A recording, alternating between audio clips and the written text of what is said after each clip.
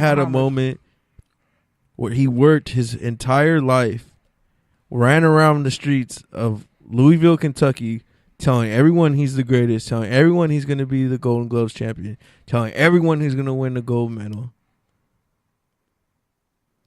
Does it, delivers, wins a gold medal, comes home with his gold gloves, is running through the city, living his best life, happy. What happens? He realizes he's a black man in America. How does that happen? He goes to a diner, can't sit at the counter, does anyways, because he's Muhammad Ali, Cassius Clay at the time, and essentially, in his hometown, a town he putting on the map, gets chased out of this diner by a group of white men, and at that point, he just has a self-realization that no matter what I do, like, I'm always just going to be seen as a black man. I'm always going to be seen as less than.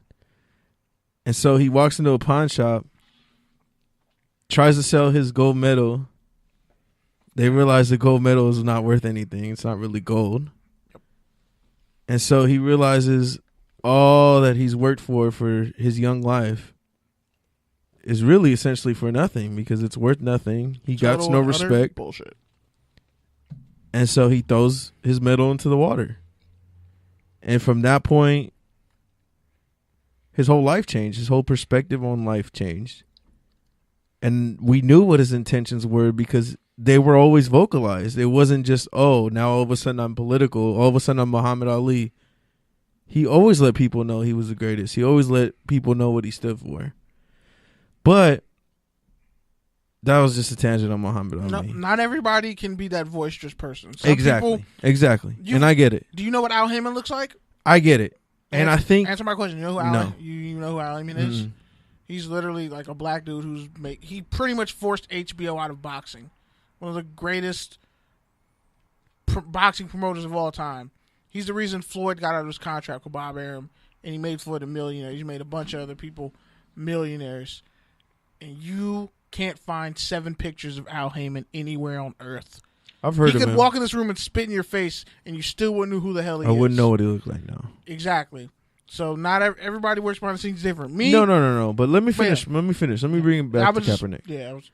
No, I get what you're saying. Yeah. And, you know, I've heard this point a lot of time. You can't force someone to adopt a cause, whether or not they're bought into it or not. That's their choosing, right? And so I get it. One person can't change the world. One person was never going to change the world. Realistically, this athlete wasn't going to change the world. But I guess the part that's the most disheartening and the most sad is the fact that this could have been that person. This could have been the dude who built himself a big enough brand that he didn't need football anymore. This could have been the dude who didn't need to move on with his life like you had to maintain and to build yourself.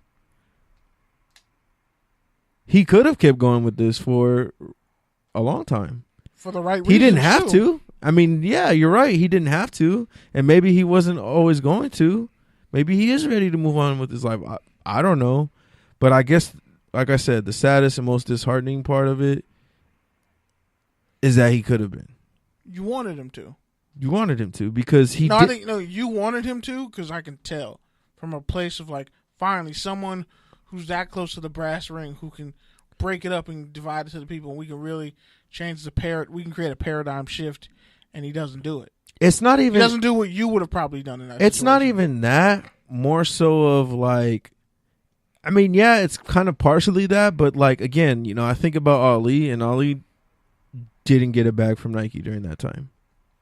He got a bag from no one but other boxers behind the scenes. Yeah, like literally he was generating hype to fight Wilt. Like he literally staged a whole fake fight with Wilt Frazier in the park to generate hype for himself because there was no social media. Like he was a boxer. Like he literally had no other avenues of revenue.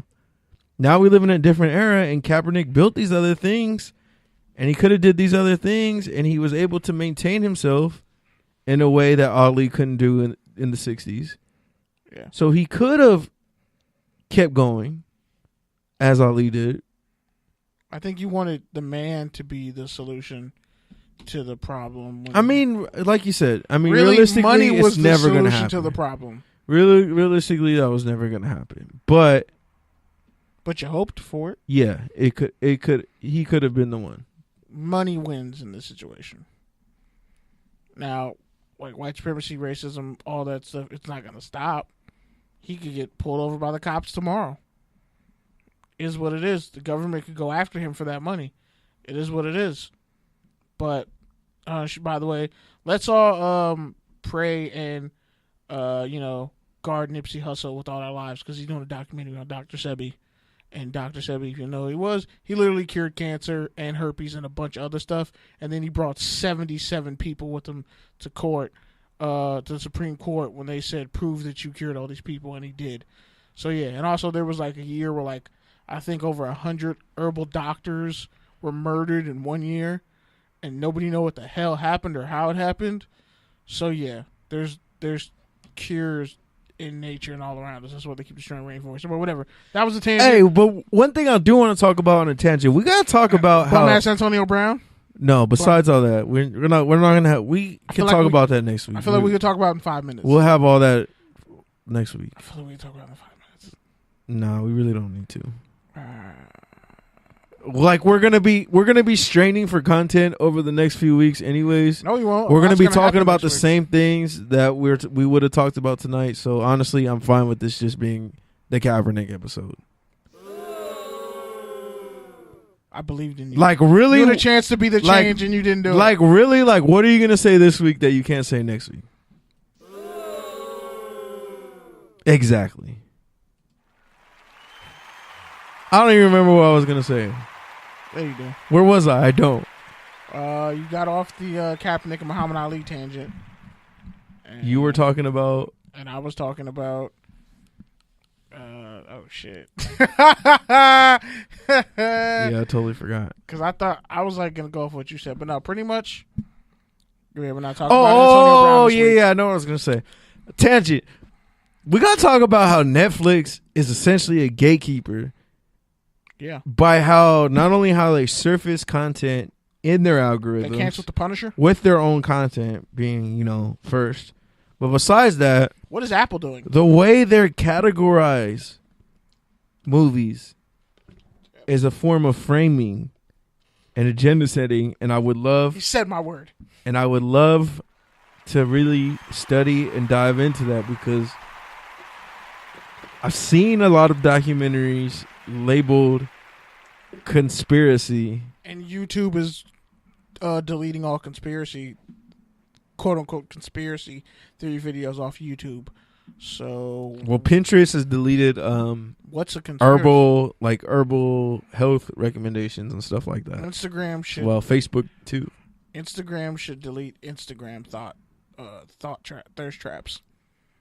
That's impossible. Watch that app lose money. Shout out to my boy Nick.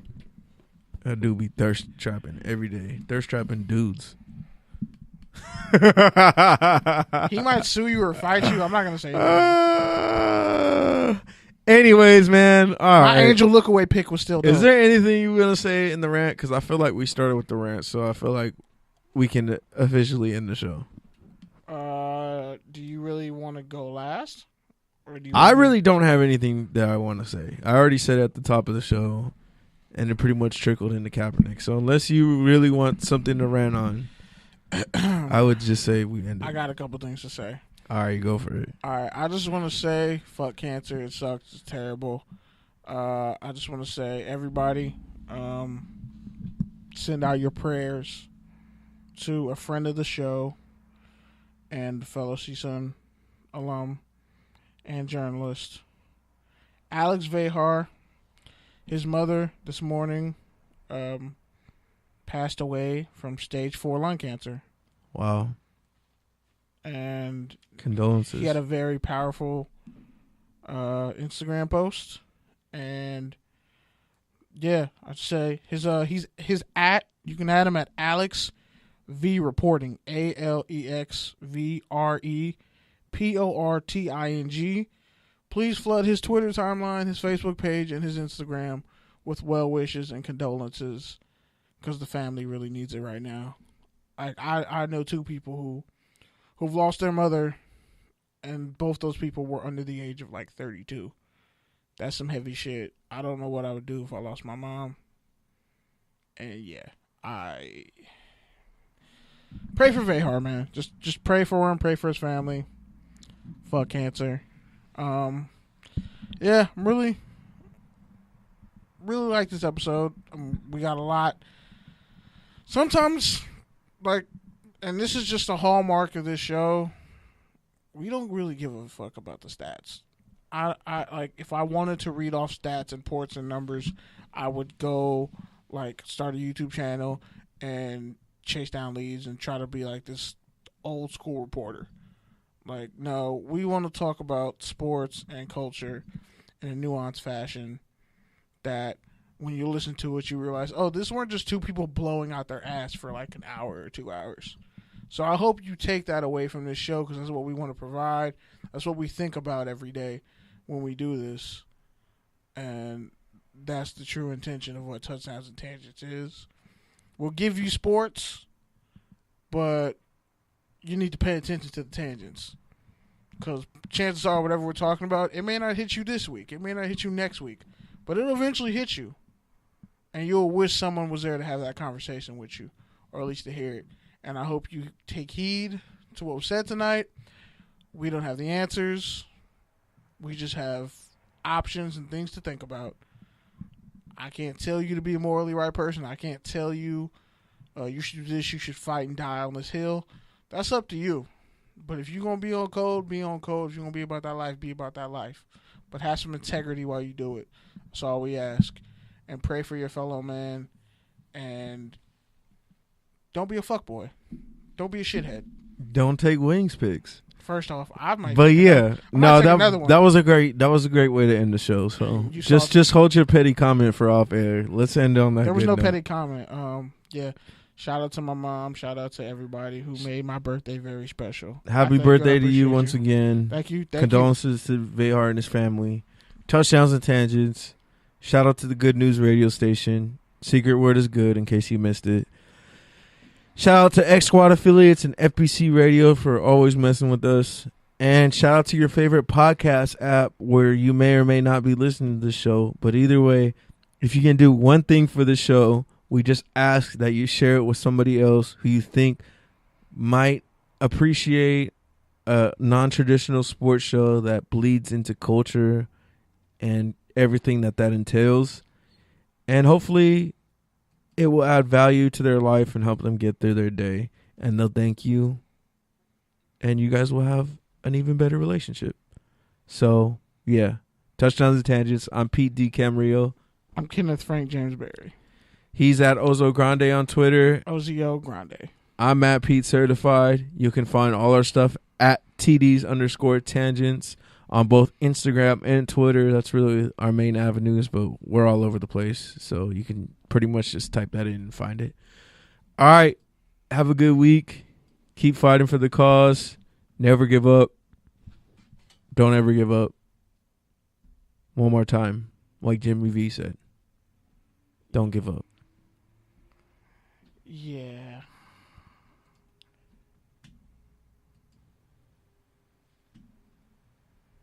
And oink oink. I don't know what song's gonna play right now. I just rewound the episode and yeah. Sorry, we fucked up on the sound this week. And we're live.